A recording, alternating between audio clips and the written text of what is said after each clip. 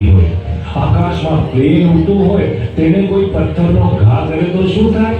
અરે અંકલ, શું તમે પણ એ પથ્થર કોઈ દિવસ પ્લેન સુધી પહોંચે જ નહીં. બસ, ભગવાનના ભક્તનો પણ આવો જ હોય છે. આ દુનિયાના કોઈ માન સન્માન એને અસર નથી કરતા.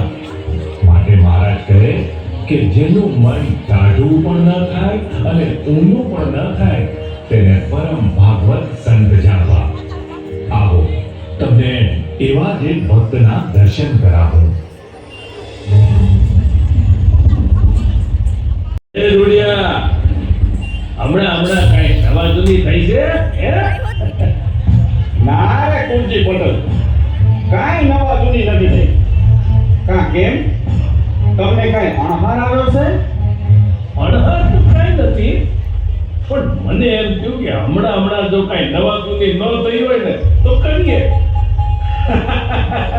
એટલે આપણને નવરા બીજું તો હું આવે, પણ કાં કેલ્કેલિયા કરી ગામ લોકોને ઘડી બે ઘડી મોજ કરાવીએ.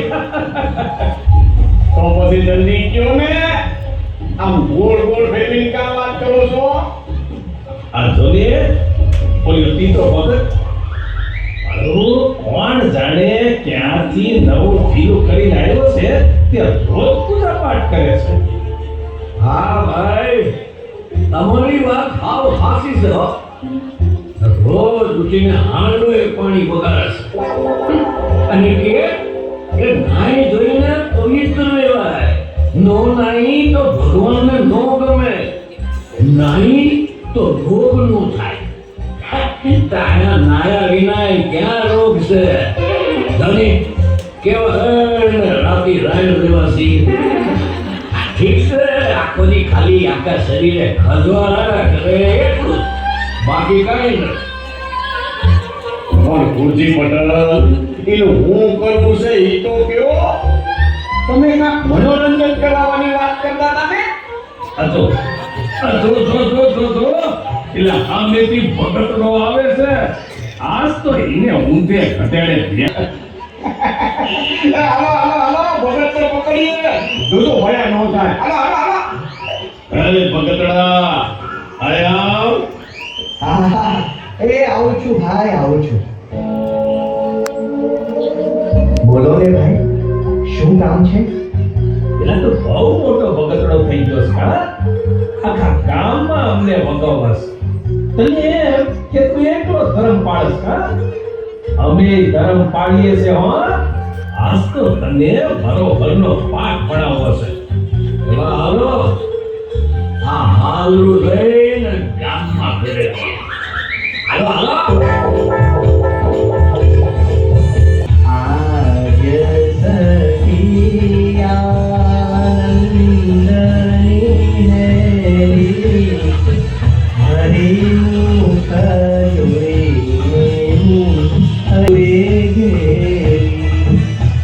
મારે મુનિના ધ્યાન મનાવે તેરે શામરે યોગી મુજને બોલાવે ન ગઈ ગંગા ગોદાવરી બેઠા મયા અક્ષરમાંથી.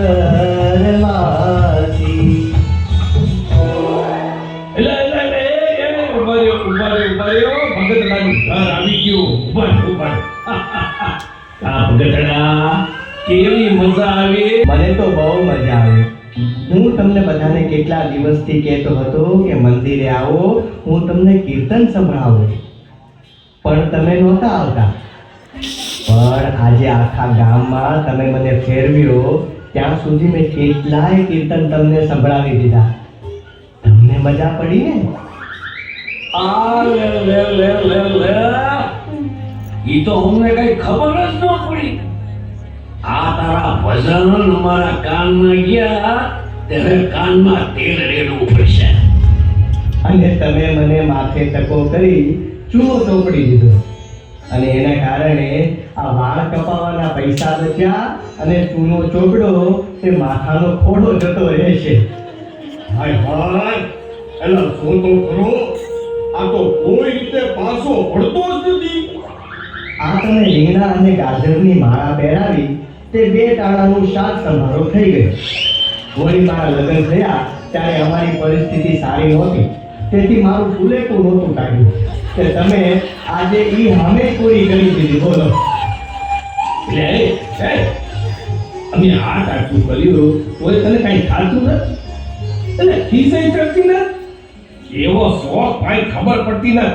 હા ભાઈઓ, હું તો તમારા જેવો જ સામાન્ય માનવી છું, પણ સ્વામિનારાયણ ભગવાનના સત્સંગના પ્રતાપે મને કાંઈ થતું નથી. માટે તમે એ ભગવાનનો આશરો કરો. ભલે ત્યારે.